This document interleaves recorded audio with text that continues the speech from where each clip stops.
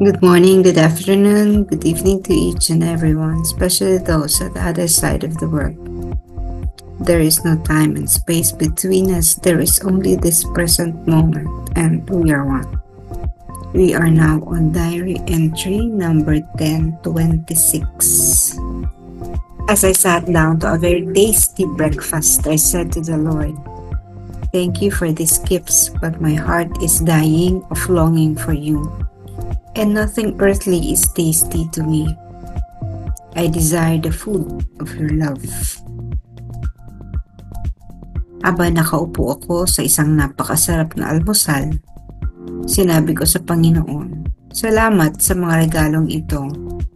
Ngunit ang puso ko ay namamatay sa pananabik sa iyo, at wala ni anumang bagay sa lupa ang sasarap pa.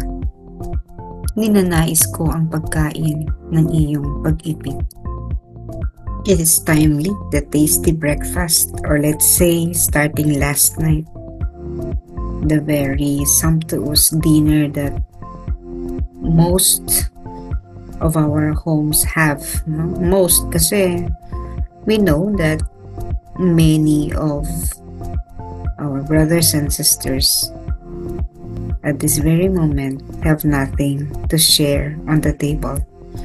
Yung mga nasa mga evacuation centers, yung mga nasunugan, binaha, binagyo, yung mga nasa war zones, o kahit walang mga ganong calamities.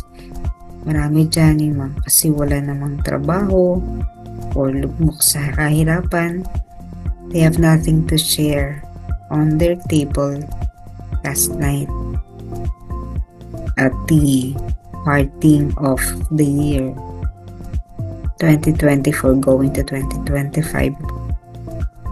When we greet each other, Happy New Year, yung iba nating mga kapatid, they would simply say Happy New Year, but they are not really happy. No? Dahil marami silang mga dinaranas sa buhay.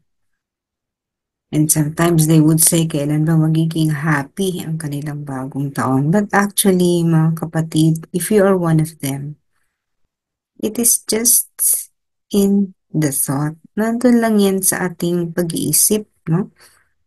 Na kahit pabat-bat tayo ng pasakit, when we say happy, we condition our mind to be happy. So kahit ano pang dinaranas mo, pupuspusin ka ng kaligayahan. Everything is mindset, no? Kung ano yung namamayani kasi sa isip natin, yun yung nagiging kung ano tayo, kung sino tayo.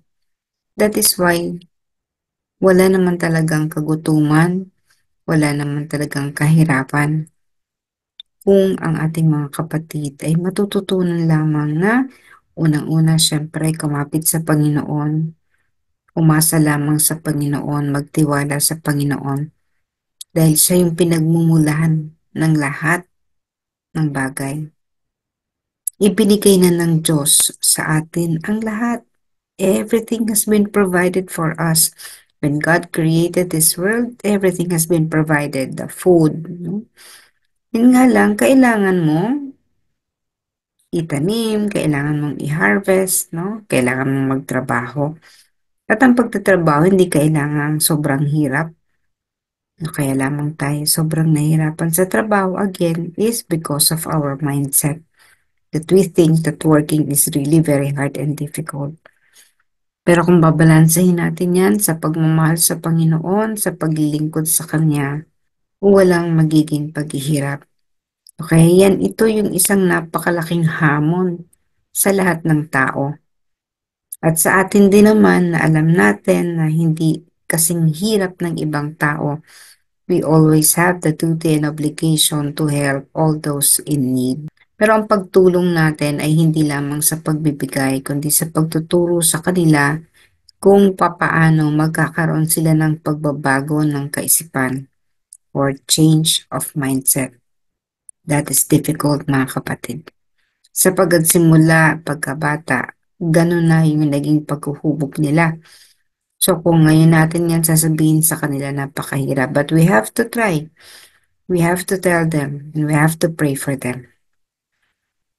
Now, going back to the very tasty breakfasts, para kay Faustina, nagpapasalamat siya because imagine mo, si Faustina saan siya ba galing, no? Baka nga nung bata pa siya, bibihira ang isang masarap na kapagkainan para sa kanya kasi alam natin na galing siya sa mahirap na pamilya. Although, hindi din natin masasabi, no? Kasi meron silang kalupaan. Kaya lang yung mga lupa nila ay hindi nagiging masyadong productive, no? Kasi unang-una nung tamaan sila ng digmaan, so hindi nakakapagsaka. But then we do not know, no? Baka naman masagana ang kanilang hapagkainan sapagkat mayroon silang kabuhayan katulad ng lupa na pwede nilang pagtaniman. Pero this food that she was saying is really very different from the food back in the old days, no? Kasi parang sa totoo, no, yung mga congregation naman talaga, may abundance naman. Siya nga yung nagluluto, di ba? Cook siya eh, sa loob ng kumbento. So, hindi na siya nagugutom nung siya ay nasa loob. Kasi, syempre, marami silang benefactors, no? Kapag, ano siya, kapag bake siya ng tinapay, may soup that would be available. So, dun sa loob ng kumbento, hindi naghihirap in terms of food. And then, nakakapagtanim pa siya at makikita natin sa diary niya, ang gaganda ng mga tanim niya, yung mga patatas, strawberries, lahat, no? Ng itinanim niya, ang lalaki, no? Far bigger in size than other plants or crops that have been planted by other sisters. Kahit nung nandun na siya sa ospital, syempre yung diet niya doon,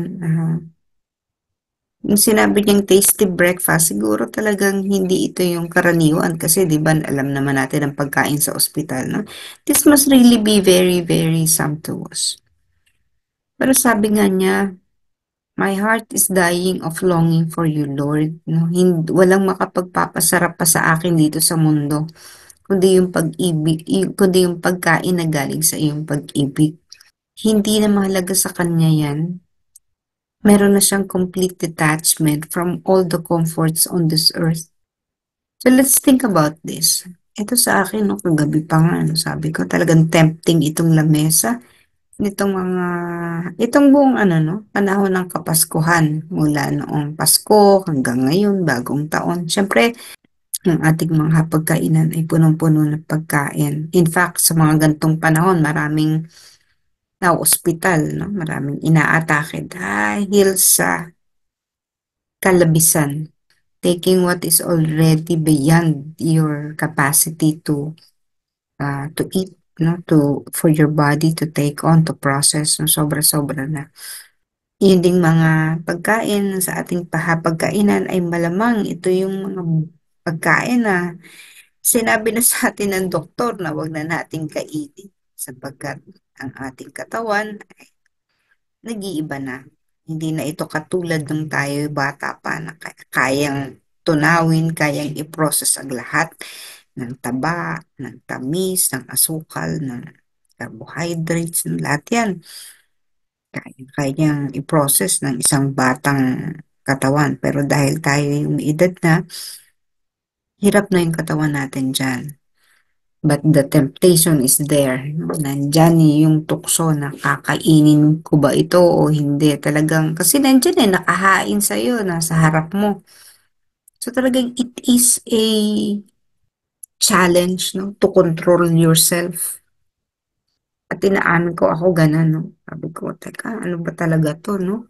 Sumusobra. That's why I would take the saucer, no? Alam niyo yung saucer, di ba, mas maliit yan sa plate.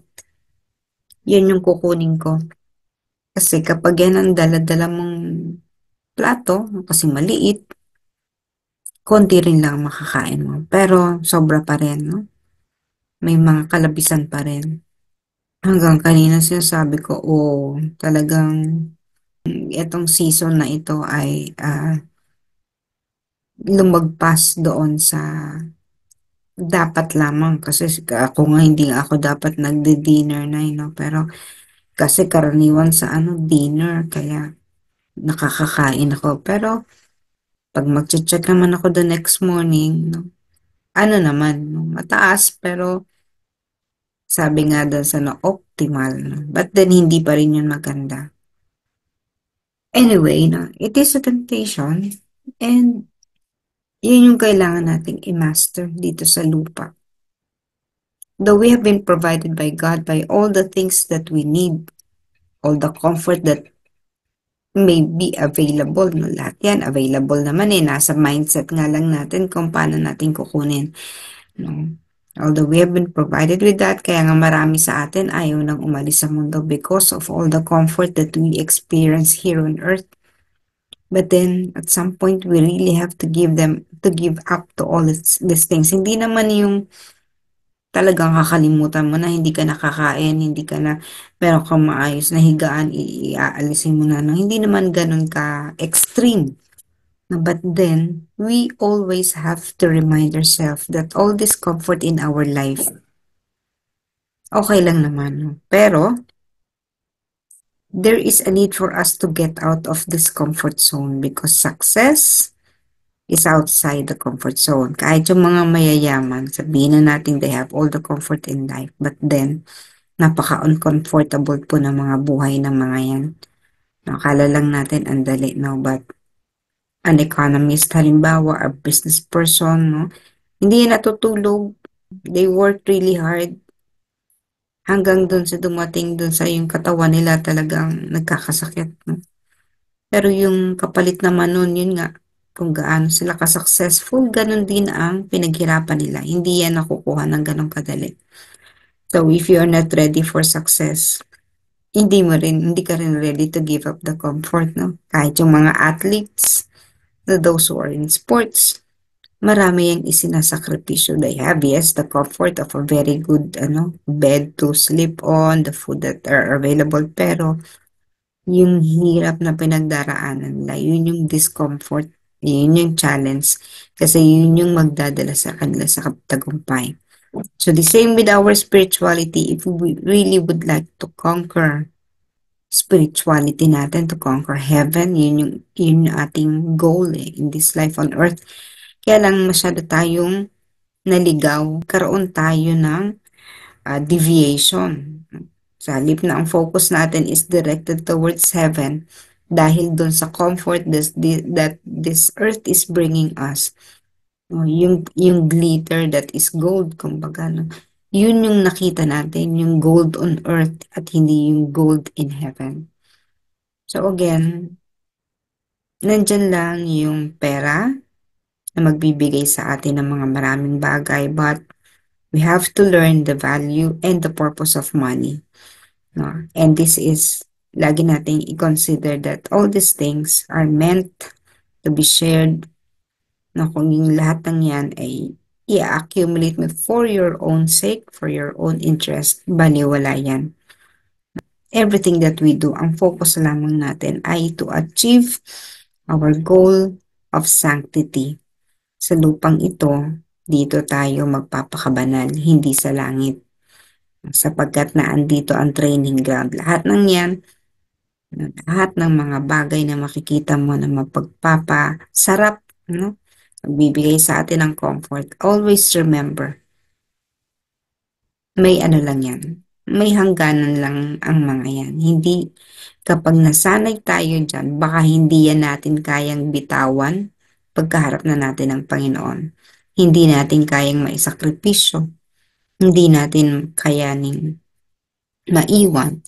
Kaya, the challenge remains. And for this year, 2025, let's think of all these things. No? Ano ang value ng mga ito sa buhay natin? And how ready are you to leave all these things para lamang sa ating Panginoon? By living, again, I do not mean na hindi ka nakakain, hindi ka na matutulog sa maayos na higaan. Nandyan yan. No, but then, get out of our comfort zone. Marami naghihirap sa labas. The discipline of praying, waking up, praying napakahirap pa rin 'no, sa marami sa atin. So, yung pagsimba isang isang challenge pa rin sa marami sa atin 'no. Again, I am challenging you if you have been going to mass only during Sunday, try to make it twice a week hanggang kayanin mo na everyday nakakasimba. That is really going out of your comfort zone because that is where success in terms of your spirituality lies 'no. Pampalakas yan, pandagdag yan sa ating energy. The Jubilee Year of 2025, maraming challenges yan sa atin at maraming ibibigay sa ating trabaho ang Panginoon. And this will give us the hope. No? Ano bang inaasahan natin? Ang inaasahan natin ay ang buhay na walang hanggan. Pero ang buhay na walang hanggan para sa atin ay iba dun sa buhay na walang hanggan ng isang ordinaryong tao. Sapagkat para sa atin, ang ating buhay ay para sa paglilingkod, para sa iba. And for other people, maaring ang direction pa ay iba 'no, sapagkat, magkaiba na tayo ng focus. We are focusing on spirituality, they may be focusing on this earthly world pa, no, but then ang ating gusto ay kahit sila, maakay natin patungo sa ating patutunguhan sa langit, eternal life, life with our dear Lord na hinahangad ni Faustina more than any earthly thing here sa mundong ibabaw here on earth. Again, I am wishing you all a very Merry Christmas and